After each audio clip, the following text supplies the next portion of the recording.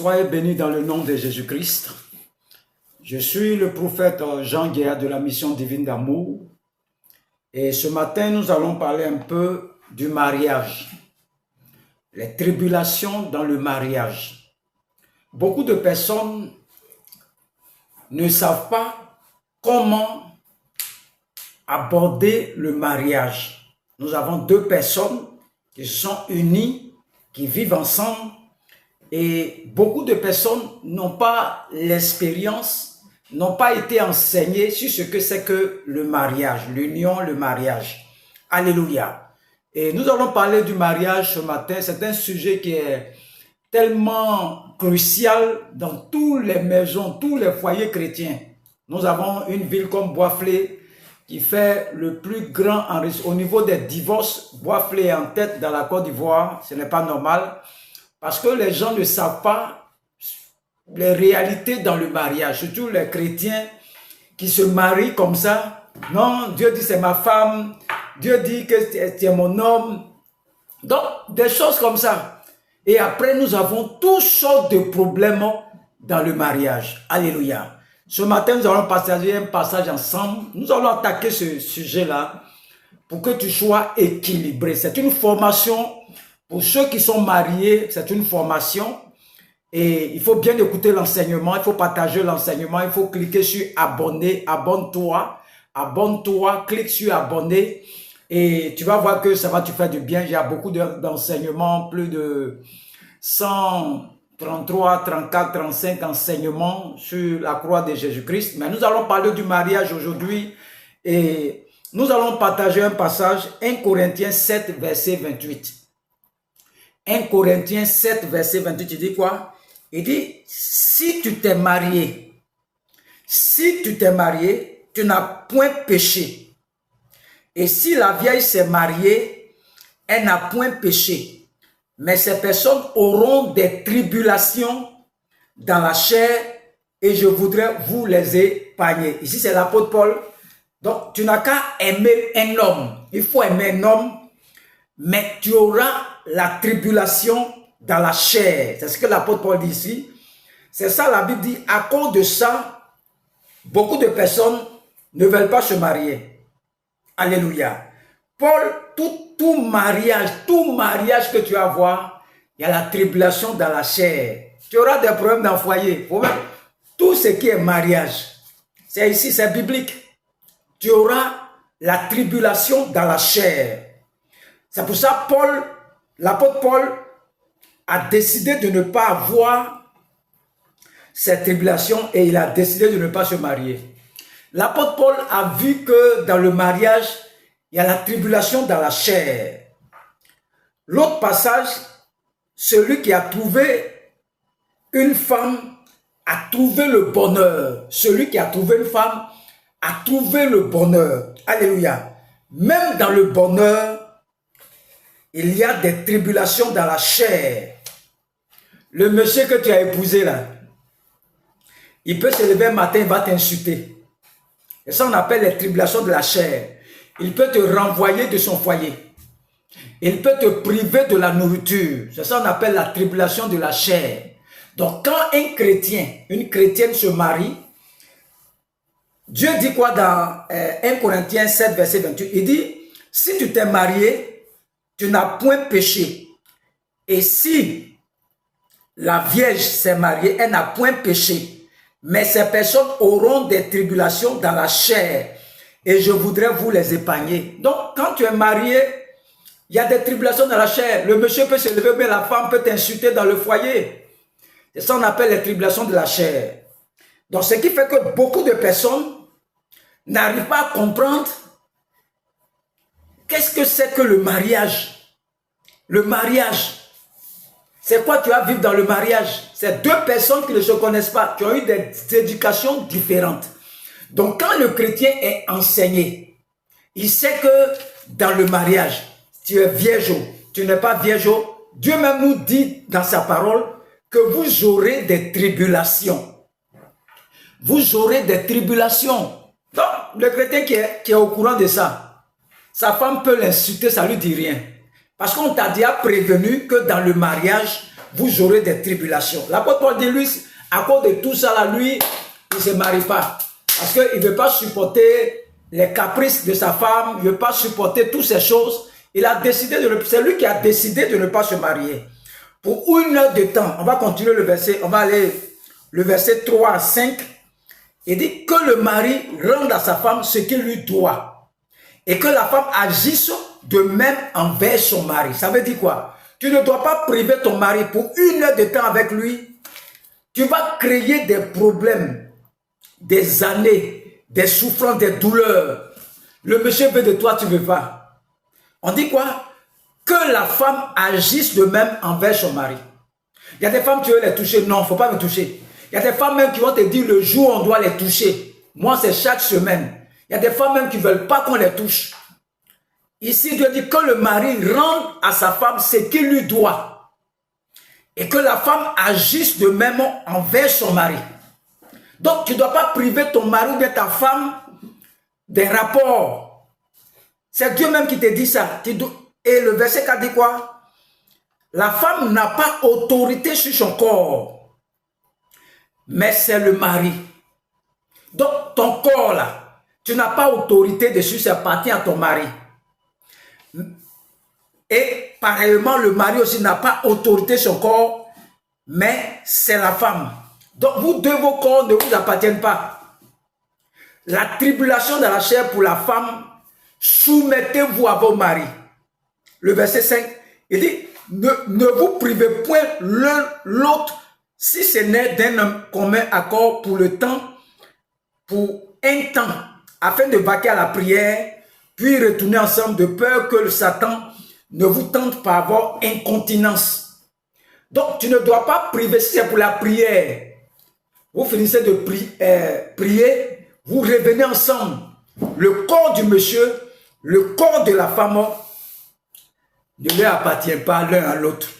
Ça appartient au monsieur, ça appartient à la femme. Donc, la femme ne doit pas priver son mari des rapports sexuels. Le monsieur aussi ne doit pas priver sa femme des rapports sexuels. Nous voyons des femmes qui confondent tout. Elles mélangent tout. L'église, non, il y a des femmes qui ne se soumettent pas. Elles n'obéissent pas à leur mari. Le mari est, la Bible dit, soumettez-vous à vos maris. Donc, dans le foyer, c'est l'homme qui est le chef. C'est l'homme qui conduit le foyer. Alléluia. La femme doit se soumettre, aider l'homme à accomplir sa vision. Alléluia. Chaque bénédiction a un fardeau. Demandez à tous les foyers. Vous voyez des gens qui sont calmes là. Vous ne savez pas ce qu'ils vivent dans les foyers. Vous les enviez pour rien. On dit, vous aurez des tribulations dans la chair. C'est comme ça. L'apôtre dit, lui, non, c'est à cause de ça, lui ne se marie pas. Personne ne peut vous faire perdre la guerre des pensées. Le diable aussi attaque les pensées des femmes, les pensées des hommes.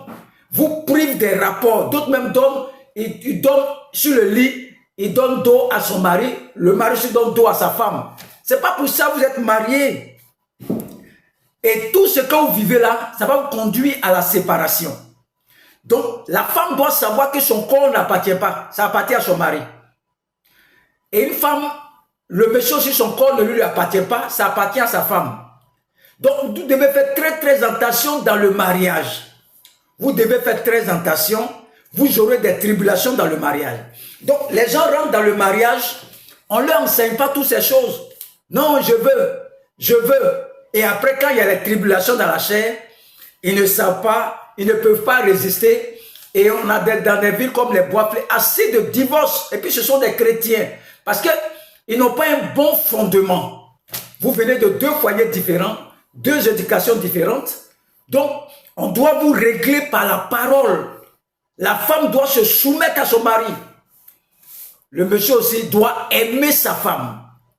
Celui qui a trouvé la femme a trouvé le bonheur.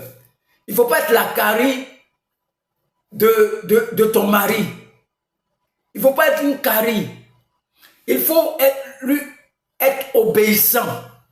Se soumettre à lui. Il n'y a pas quelqu'un sur la terre qui n'a pas de défauts. Tout homme sur la terre a des défauts. Donc, je veux dire à une femme, bien un homme, marchons selon la parole. Le diable divise les foyers chrétiens. Les chrétiens sont perturbés. Ça passe ce qu'on appelle la tribulation de la chair. Dieu même vous a prévenu que si tu t'es marié, tu n'as point péché. Et si la vieille s'est mariée, elle n'a point péché. Mais ces personnes auront des tribulations dans la chair. Et je voudrais vous épargner, vous les épargner.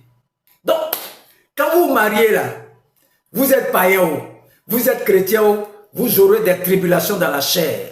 Donc, le corps de Christ doit enseigner le mariage à ses fidèles. Nous avons beaucoup de divorces, surtout les chrétiens. La chair, là, vous aurez des tribulations. Mais il faut savoir résister. Il faut savoir se discipliner. Il faut savoir repousser la paresse. Il faut être intègre. Il faut marcher dans la vérité de Christ. Il faut avoir de bonnes pensées pour son homme, pour sa femme. Il faut chercher à ce que l'autre puisse s'épanouir, l'autre soit dans la joie. Quand il y a un problème, asseyez-vous et réglez les problèmes. Si monsieur dit n'aime pas ça, la femme doit faire tout possible pour respecter ce que l'homme a dit. Si la femme a dit qu'elle est un peu souffrante aujourd'hui, le monsieur doit l'envoyer à l'hôpital pour qu'on puisse s'occuper d'elle. Tu ne dois pas détruire le corps de la femme. Pas parce qu'on dit la femme doit se soumettre que tous les jours tu es sur la femme. Et si elle est malade, il faut veiller à la santé de la femme. Il faut qu'elle soit en bonne santé. Il faut veiller à la santé des enfants. Et quand ces problèmes sont bien, la femme se soumet facilement. Vous devez vous soumettre les uns les autres. Le mariage, vous aurez des tribulations dans le mariage. Des tribulations dans le mariage. L'apôtre dit, lui, c'est comme ça, lui ne se marie pas. Se marie pas. Il a peur des tribulations. Mais il y a longtemps que tu es marié, tu vois que au fur et à mesure, le bonheur se construit, la bénédiction se construit dans les douleurs. Il n'y a pas un foyer où il n'y a pas de douleur là-bas. Tout ce que tu vois, c'est habillage. Rentre dans le foyer, va habiter 2 mois là-bas, tu vas voir les problèmes qui sont dans les foyers. Il n'y a pas un chrétien qui est épargné de cette parole de Dieu là. Tous les foyers ont des problèmes. Non, ma femme est comme ça, ma femme est comme ça. Et on va raconter tout ça dehors. Et quand après toi, tu te réconcilies avec ta femme, mais tu as déjà gâté le nom de ta femme dehors. Il faut apprendre à protéger sa femme. Même si elle fait des choses, ça ne te plaît pas. On dit que tu auras des tribulations. Il faut voir le bon côté de ton homme. Le bon côté de ta femme. Marcher selon le bon côté. Laissez le négatif là. Il n'y a pas un foyer chrétien, païen, qui ne va pas de tribulations dans la chair. La femme même peut te manquer de respect. L'homme même peut t'insulter même. Fais tout, mais sans des tribulations de la chair. Mais tu dois résister pour que ce foyer-là puisse aller loin. Beaucoup sont séparés. Non, moi, j'aime pas ça. Moi, chez nous, là, on nous insulte pas. S'il fait mariage chez moi. Mais pourquoi tu t'es marié? Dieu même te prévient ici que tu auras des tribulations dans la chair. Tu ne peux pas éviter ça, là. Tu ne peux pas éviter. Donc, si le corps de Christ a compris ça, que dans le foyer, vous aurez des tribulations, vous allez voir que les divorces vont finir dans nos églises. Toujours ce sont ça fait honte au monde. Les chrétiens qui divorcent, non, c'est pas normal. Ils ne sont pas enseignés. Le foyer, il y a des tribulations.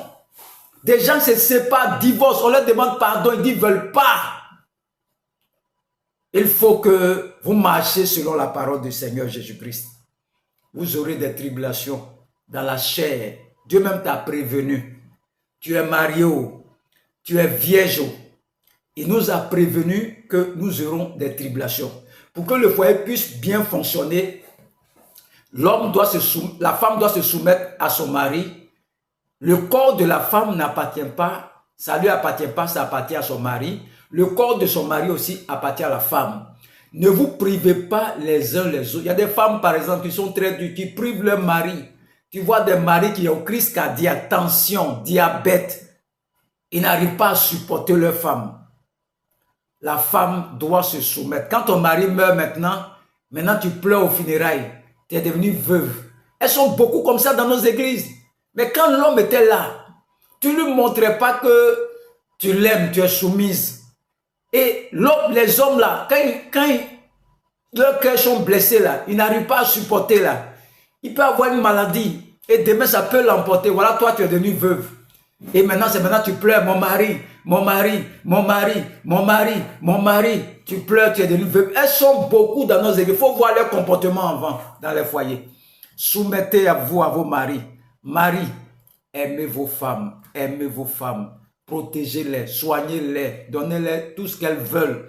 Que les femmes soient heureuses. Que la femme soit dans la joie, dans la paix. Élevez vos enfants dans la crainte de l'Éternel. La femme, il faut avoir la crainte de Dieu. Une fois que tu es marié, on ne sépare pas ce que Dieu a uni.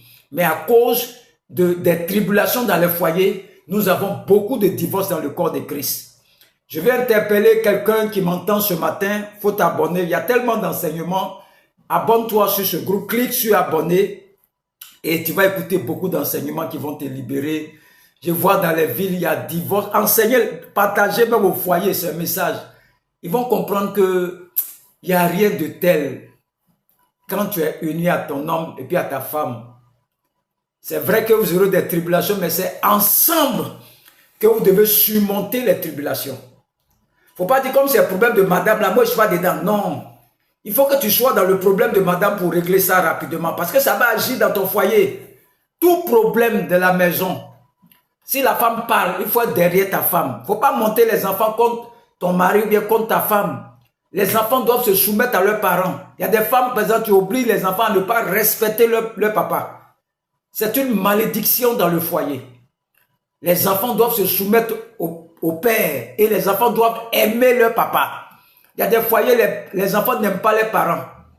Parce que l'éducation que la maman lui a donnée, toujours insulter son mari.